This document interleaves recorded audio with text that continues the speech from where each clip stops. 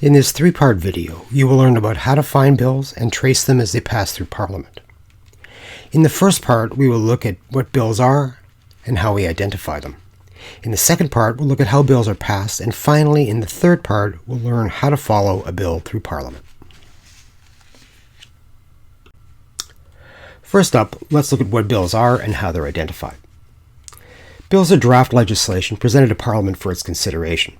They can create new laws and can amend or repeal existing laws. Frequently, they do all three.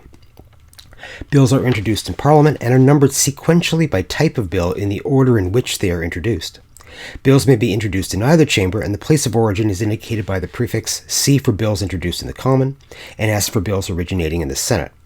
The numbering is sequential within a session and starts all over again at the beginning of a new session, and so you therefore need to know the parliamentary session or date when researching a bill. There are different types of bills, and we'll look at them in turn. First up is Bill C1, or Bill S1.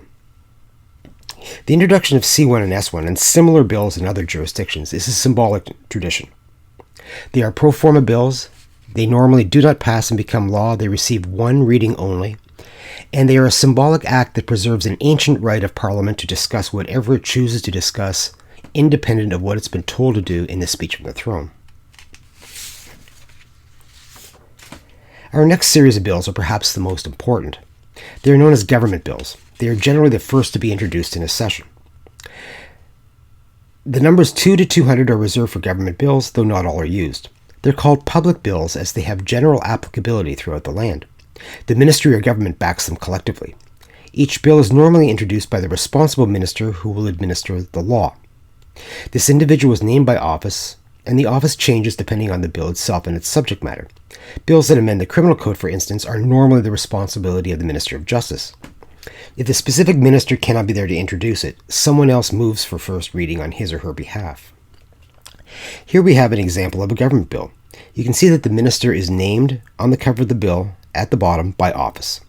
And if there's a cabinet shuffle while this bill is being passed, it becomes the responsibility of the new minister holding that title. Government bills form the majority of bills that actually pass and become laws. The next category of bills are private members' public bills. They are numbered starting at 201. They are also public bills in that they have general applicability. Private members' bills are introduced by members of Parliament or senators defined as MPs or senators not in the government, meaning they're not cabinet ministers or parliamentary secretaries. They can be introduced by anyone who is, in essence, a backbencher, regardless of the party to which they belong. They rarely pass. Only one item falling into this and a couple of other categories is discussed each day, and for this and other reasons, they rarely become law.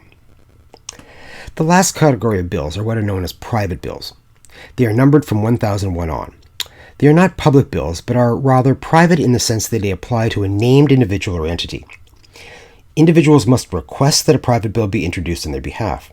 Currently, by tradition, they are only introduced in the Senate. The principal clerk of committees or another official designated by the clerk of the Senate is appointed the examiner of petitions, and he or she examines the request and reports to the Senate. Each private bill receives a sponsor who introduces the bill and who is named on the cover of the bill itself.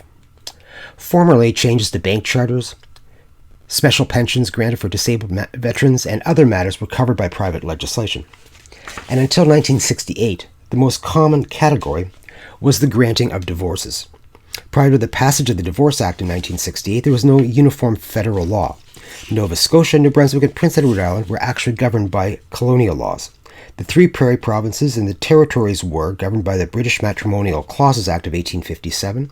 Ontario had no legal provisions for divorce, and it was prohibited in Quebec under the terms of the Civil Code of Lower Canada. Divorces were granted by acts of Parliament where permitted for adultery and other matters, but needed to be granted by an act of Parliament.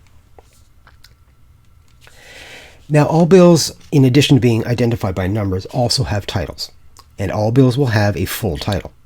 Bills that create new or standalone law will also have a short title, and most indexes and lists and references will be made using the short title where it exists. Here we have on the cover page an indication of the parliamentary session, the bill number, and so on, but also the full title of a bill. And then this is followed by the bill itself that is broken into clauses, and where the bill creates new law, the first clause always designates a short title, which is the name by which the title by which the act itself is cited, and it is the title that is used most often when tracing and updating legislation. Now, to summarize, bills are legislative proposals. There are four types. The pro forma C1 and S1, government bills, private members' bills, and private bills. Within each series, the government, private members' bills, and private bills are numbered sequentially. Numbering starts over again every session.